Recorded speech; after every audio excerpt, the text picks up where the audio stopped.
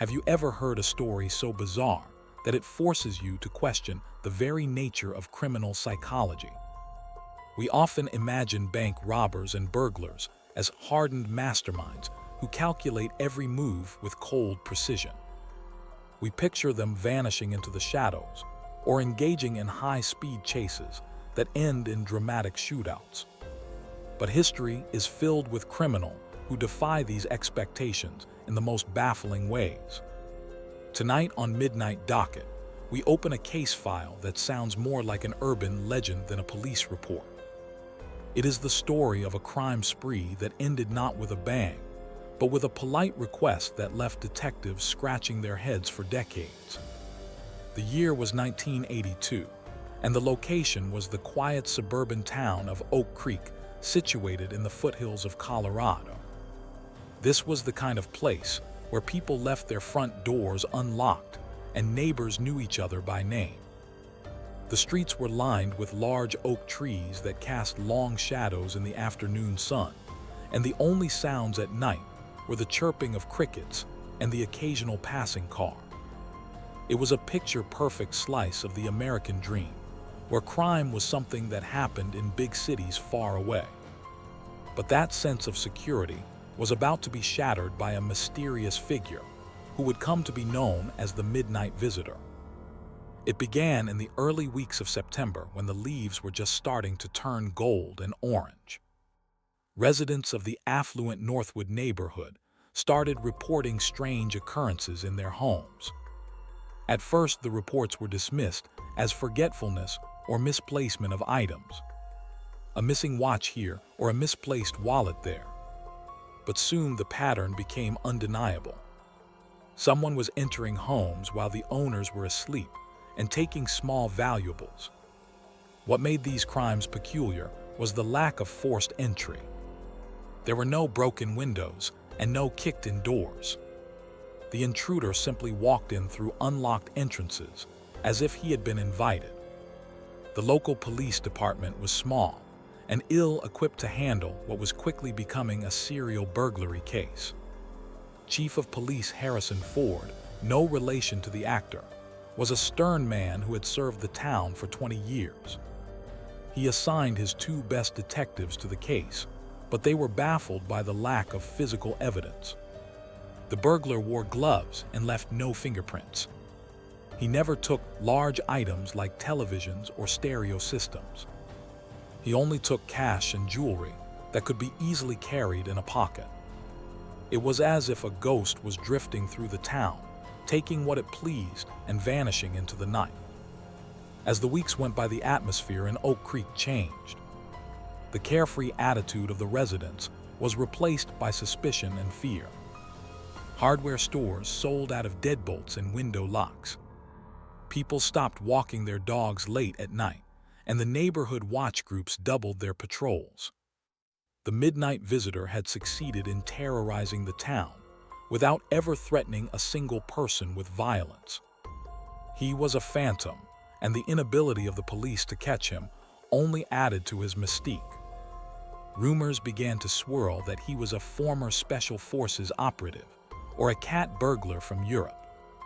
However, the truth was far less glamorous. The man behind the mask was Arthur Pendelton, a 28-year-old drifter who had arrived in Oak Creek earlier that summer. Arthur was not a mastermind or a trained operative. He was a man down on his luck who had turned to theft to support a gambling habit that had spiraled out of control. He lived in a run-down motel on the outskirts of town and spent his days blending in with the locals at diners and parks. He had a disarming smile and a soft voice, which allowed him to move through the community unnoticed. Arthur had a specific method that relied entirely on the complacency of his victims. He would walk through neighborhoods in the early hours of the morning testing door handles. If a door was locked, he simply moved on to the next house. He knew that in a town like Oak Creek, he would eventually find an open door. Once inside, he moved with a practiced silence, avoiding creaky floorboards and sleeping dogs. He never carried a weapon because he terrified of violence. In his mind, he was just borrowing money that he intended to pay back once he hit a big win at the poker tables. By late October, Arthur had committed over 30 burglaries without being spotted. His confidence was growing, and he began to take greater risks. He started entering homes earlier in the night often, while families were still watching television in the living room. He would slip into bedrooms and raid jewelry boxes, while the sounds of sitcom laughter covered his movements. It was a dangerous game of cat and mouse, but Arthur felt invincible. He believed he was smarter than the police and faster than the homeowners. But arrogance is often the downfall of even the most skilled criminals. The night of November 14th was unseasonably cold. A thick fog had rolled down from the mountains, blanketing the streets of Oak Creek in a damp gray mist. Arthur pulled his jacket tight around him as he walked towards the estate of James Sterling, a wealthy local businessman. The Sterling house was a sprawling two-story mansion set back from the road behind a wrought iron fence. It was the biggest target Arthur had ever attempted, and he saw it as his ticket out of town. He needed one last big score to pay off his debts and leave Colorado for good. James Sterling was a light sleeper. He had been on edge ever since the burglaries began, and he had taken to keeping a baseball bat next to his bed. On this particular night, he had stayed up late reading financial reports in his study. He had just turned off the lights and was heading up the stairs when he heard a faint noise coming from the kitchen. It was the soft click of a latch followed by the squeak of a hinge. James froze on the landing, his heart pounding in his chest. He knew instantly that the midnight visitor had arrived.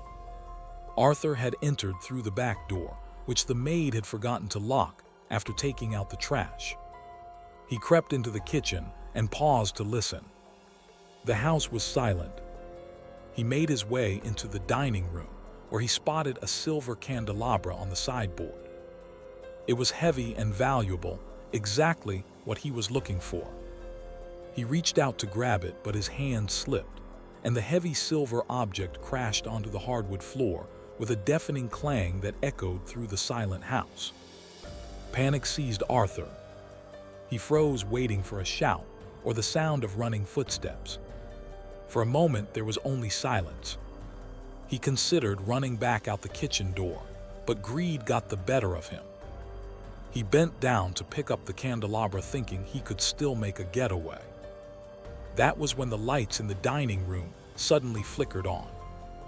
Arthur spun around to find James Sterling standing in the doorway, holding a baseball bat with a look of pure fury on his face.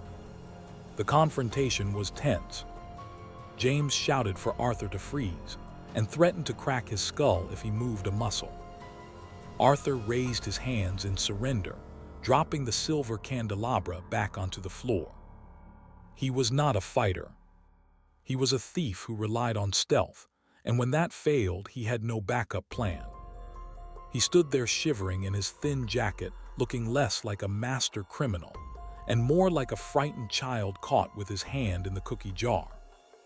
James Sterling expected the intruder to be a menacing thug, but instead he saw a scruffy young man who looked like he hadn't eaten a good meal in weeks. The anger in James began to fade, slightly replaced by confusion. He kept his grip on the bat tight, but he didn't swing. He asked Arthur who he was and why he was robbing him. Arthur stammered out an apology, explaining that he didn't mean to scare anyone and that he just needed money to get home. It was a pathetic excuse, but there was a sincerity in his voice that caught James off guard. What happened next is the part of the story that defies all logic. Instead of calling the police, immediately James Sterling told Arthur to sit down at the dining table. He kept the bat within reach, but he lowered it. He asked Arthur where he lived. Arthur lied and said he was staying with a friend on the other side of town, about 5 miles away. He spun a tale about losing his job and being desperate. He played the victim perfectly, using his soft-spoken demeanor to manipulate the situation. Arthur then made the request that would go down in criminal history. He looked at James and asked if he could just leave. He promised never to return and swore he would leave town the next day. James scoffed at the idea, telling him he should be going to jail. But Arthur persisted. He said it was freezing outside, and he had no way to get back to his friend's house. He looked James in the eye and asked simply if James would give him a ride home. Any rational person would have laughed in his face and dialed 911. But James Sterling was an eccentric man who prided himself on his ability to read people. He looked at Arthur and decided that this man was not a threat. He was just a pathetic loser. In a moment of bizarre judgment, James agreed. He told Arthur that he would drive him to the edge of town, but if he ever saw him again, he would shoot him on sight. It was a decision that James would later struggle to explain to the authorities. The two men walked out to the garage together, the homeowner and the robber. James unlocked his luxury sedan, and Arthur climbed into the passenger seat. The atmosphere in the car was thick with awkward tension. James started the engine, and the garage door rumbled open, revealing the foggy night. As they backed out of the driveway, Arthur sat with his hands folded in his lap, looking straight ahead. It was the most surreal carpool in the history of Oak Creek. During the drive, Arthur tried to make small talk. He commented on the smooth ride of the car and the quietness of the engine. James remained stoic, gripping the steering wheel tightly. He drove through the winding streets of the neighborhood, passing the houses of neighbors who were sleeping soundly, unaware that the midnight visitor was being chauffeured past their front lawns. James kept glancing at Arthur, expecting him to pull a weapon or try to grab the wheel, but Arthur just sat there looking relieved. They reached the edge of town where the streetlights ended and the road turned into a dark highway. Arthur pointed to a small cluster of houses in the distance and said his friend lived there. James pulled the car over to the shoulder of the road. He kept the engine running and told Arthur to get out. Arthur thanked him profusely, calling him a gentleman and a scholar. He opened the door and stepped out into the cold night air. As Arthur walked away, James watched him in the rearview mirror. It was only then that the reality of what he had done began to sink in. He had just aided the escape of a criminal who had broken into his home. He shook his head in disbelief and turned the car around to head back to his warm bed. He decided he wouldn't tell anyone about this. It was too embarrassing. He would just fix the lock on the back door and pretend it never happened. However, Arthur Pendelton was not as clever as he thought. In his relief at escaping, he had failed to notice that they had driven past a 24-hour gas station where a patrol car was parked. The officer on duty had noticed the luxury sedan pulling over on the desolate stretch of road and dropping off a disheveled passenger. It seemed suspicious, so the officer noted the license plate number of the car and decided to keep an eye on the pedestrian. Arthur began walking towards the motel where he was actually staying, which was in the opposite direction of where he told James he was going. The police officer followed him at a distance, watching as he cut through a field and entered the parking lot of the run-down motel. The officer called in the location and requested backup. Meanwhile, James Sterling arrived home and finally decided that he had to report the break-in, even if he left out the part about the ride. When the police arrived at the Sterling estate, James told them about the intruder and the silver candelabra. He claimed the man had fled on foot when confronted, but the police dispatcher radioed in that a suspect matching the description had just been seen entering a room at the motel on the highway.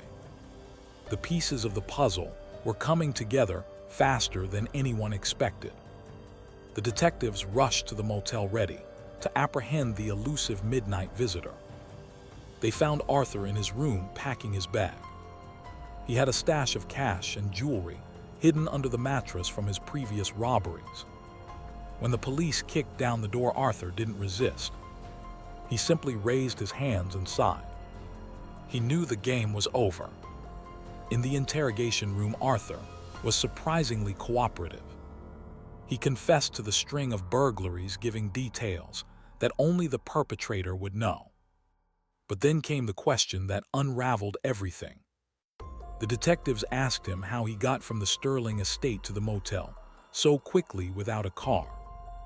Arthur chuckled and said that the nice man he robbed gave him a lift. The detectives stared at him in disbelief. They thought he was joking or trying to plead insanity. But Arthur insisted. He described the car, the leather seats, and the conversation they had. The detectives brought James Sterling back in for questioning. Confronted with Arthur's statement, James turned bright red. He stammered and tried to deny it, but eventually he broke down and admitted the truth. He explained that he just wanted the man out of his house and didn't think clearly in the heat of the moment. The police were stunned. The victim had become an accessory after the fact, although they ultimately decided not to charge him due to the strange circumstances. The story of the robber who asked his victim for a ride home leaked to the press and became a national sensation. Newspapers across the country ran headlines mocking the politeness of the criminal and the absurdity of the victim's compliance. It was a story that made people laugh, but it also highlighted the strange human connections that can form even in the midst of a crime. Arthur became a minor celebrity, receiving fan mail in prison.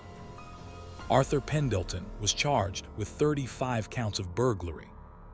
He pleaded guilty to all charges. During his sentencing, the judge remarked that while his methods were non-violent, his disregard for the sanctity of people's homes required a severe punishment. Arthur was sentenced to 15 years in the state penitentiary. As he was led out of the courtroom, he waved to the reporters and famously said he hoped the prison bus was comfortable. James Sterling sold his house shortly after the trial. He couldn't bear the ridicule from his neighbors and the constant reminders of that bizarre night. He moved to a different state, hoping to leave the story behind. But the legend of the midnight visitor followed him. He became known as the man who ran a taxi service for burglars, a nickname that he reportedly detested until his dying day. Arthur served 8 years of his sentence before being released on parole for good behavior. He returned to obscurity, working odd jobs and staying out of trouble. He never spoke publicly about the crimes again, but those who knew him said he always had a twinkle in his eye when the topic of car rides came up. He passed away in 2005, leaving behind nothing but a legacy of one of the most unusual crimes in American history. The case remains a favorite among true crime enthusiasts, not because of the brutality or the mystery, but because of the sheer humanity of it.